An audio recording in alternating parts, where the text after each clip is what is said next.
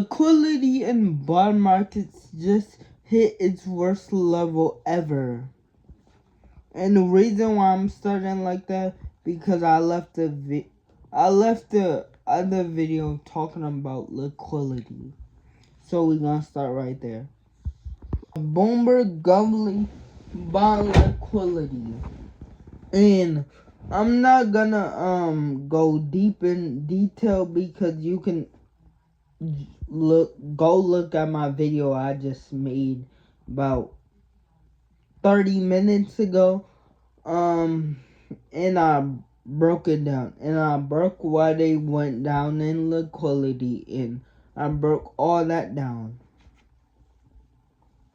So yeah, go watch my other video. If you don't know my channel or never see my channel, I'm Devo Crypto. I focus on crypto. This is a crypto channel. I focus on crypto. I was talking about it was hard to buy bonds, and the index actually doubled because the government, like I said in my last video. But if you wanna go see that video, check that information out. That's some good information. I can't lie to you. Kind of squeeze hasn't been seen since the 2008 crisis. It's making investors everywhere very nervous. Bonds get this hard to trade.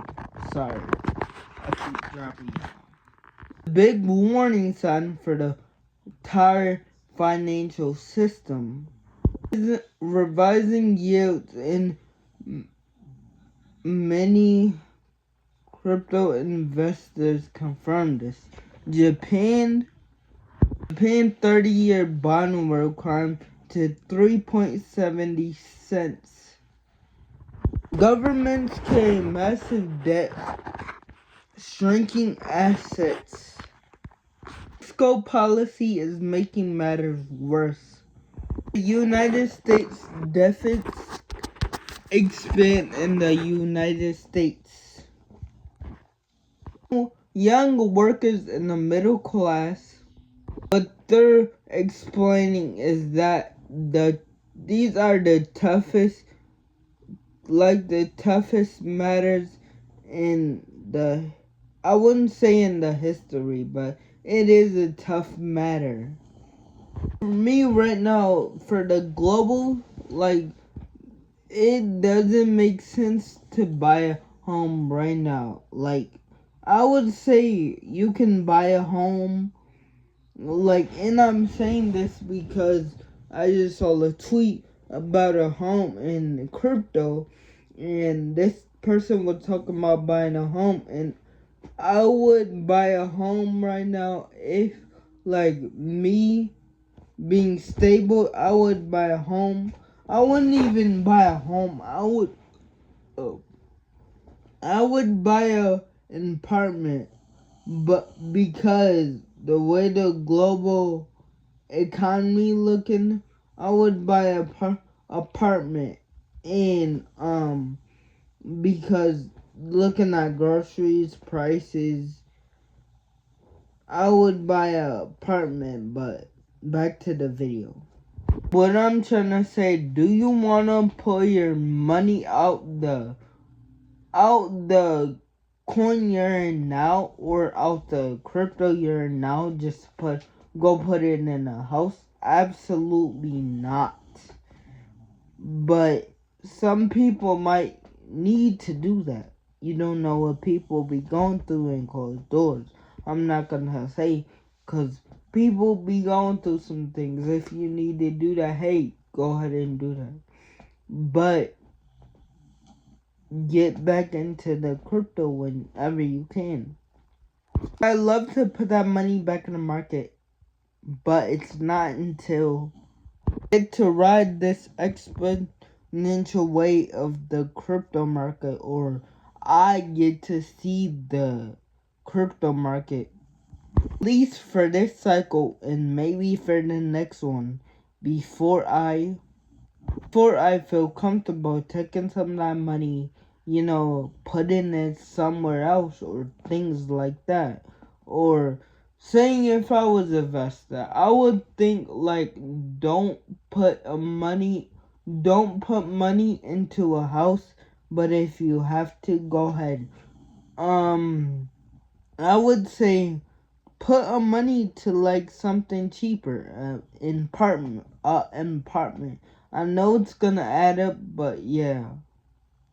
Or just put it in real estate, or just go watch my video.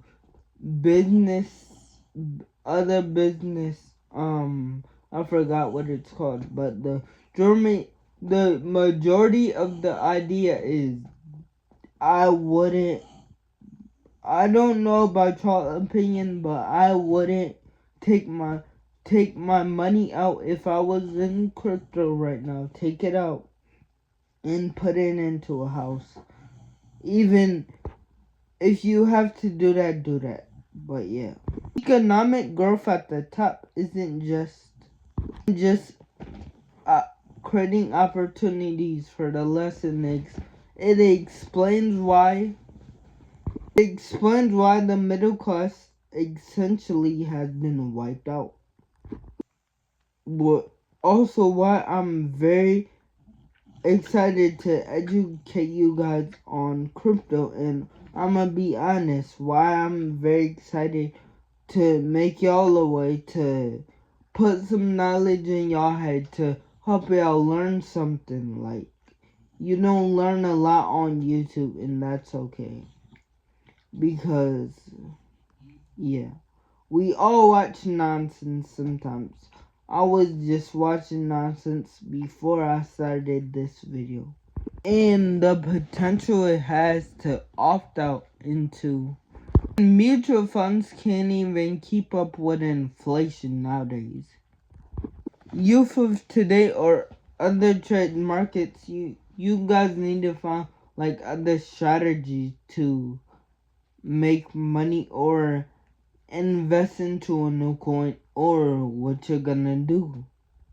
Something has to change. And we'll talk a little bit about your options in a minute, but something has to change. Meanwhile, in China, they posted a money surplus, with exports up over 5% year over year. $1.8 trillion. Shipping to South Asian companies gained 5%. China was quick to adapt to Trump's trade wars. They realized they come under to pressure and found other trade people to the gap now.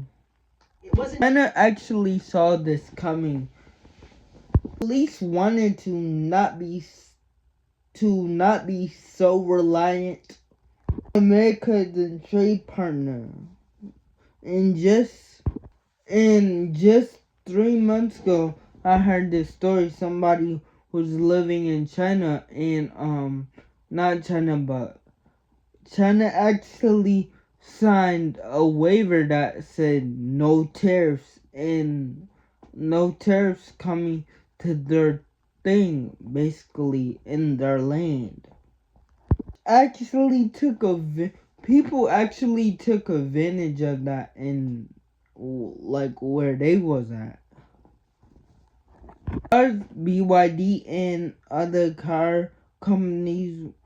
China is exporting all kinds tons and tons of vehicles in China, but China doesn't make like good vehicles. China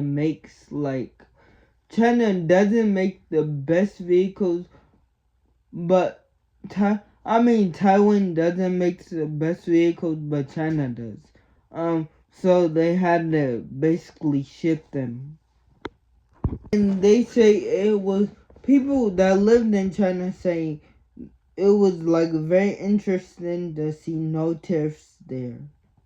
China has high quality manufacturing, but if you guys are, some of you guys are in the cars, they're competing